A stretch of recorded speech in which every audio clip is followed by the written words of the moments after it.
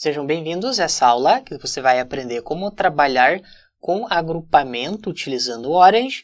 Vamos utilizar os datasets que já vêm instalados com a ferramenta e dessa vez vamos trabalhar com o IRIS, que é uma base de dados bem clássica da área da biologia, e veja que o target é categórico, porém em agrupamentos nós não utilizamos essa parte do target, que não é um problema de classificação. Vamos então observar esses dados.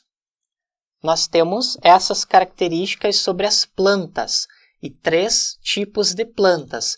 Iris setosa, aqui embaixo Iris versicolor e aqui embaixo a última classe Iris virginica. Você pode utilizar essa base como classificação.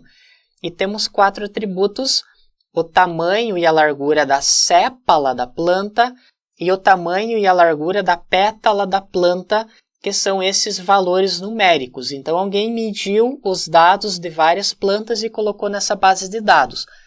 O objetivo é, por meio desses atributos, eu fazer a previsão de qual é o tipo da planta de acordo com o tamanho da pétala e da sépala. Abrindo a pesquisa de imagens do Google, você pode verificar, só para você ter uma ideia melhor. Iris versicolor, setosa e virgínica são essas 3 espécies de planta. Aqui é a cepa e aqui nós temos a pétala. Esses que são os dados utilizados aqui. Porém, o nosso objetivo agora é trabalhar com o agrupamento. Para isso, vamos selecionar o algoritmo K-means, que ele está nessa parte aqui embaixo em Model. Se você der 2 cliques, você pode indicar o número de clusters que você quer definir. Nesse caso, vou colocar somente 3 clusters, que é de acordo com as classes que nós temos nessa base de dados. E agora é bastante simples para você visualizar os agrupamentos. Você chama um scatter plot. Podemos dar 2 cliques e aqui você pode observar o agrupamento 1, que é o C1, C2 e também o C3. E ele está separando por cores cada um desses grupos. Então, o que nós estamos fazendo é analisando as características, ou seja, esses dados, fazendo aqueles cálculos da distância que nós vimos, que ele define os centroides, para ele definir esses grupos. Caso você queira visualizar melhor, do K-means, você pode puxar um outro data table. Damos 2 cliques e veja que aqui nós temos as classes originais na base de dados e a que cluster cada uma foi colocado. Então, você pode observar que ele está acertando bem, ele fez o agrupamento corretamente, pois praticamente todas as plantas Iris setosa ficaram no grupo C2. Se nós observarmos com relação ao Iris versicolor, algumas ficaram no grupo C1, teve algumas que ficaram no grupo C3. Quando você já tem esses dados das classes, fica fácil para você observar. Aqui, por exemplo, nós podemos ver que tem alguns azuis junto com os verdes, que são aquelas espécies de plantas que, de certa forma, foram colocadas em outro tipo de grupo. Então, é dessa forma que você trabalha com agrupamento. É claro que não é necessário você ter uma classe para você trabalhar com esse tipo de base de dados, que o objetivo do agrupamento é você passar uma base e você mesmo interpretar esses grupos.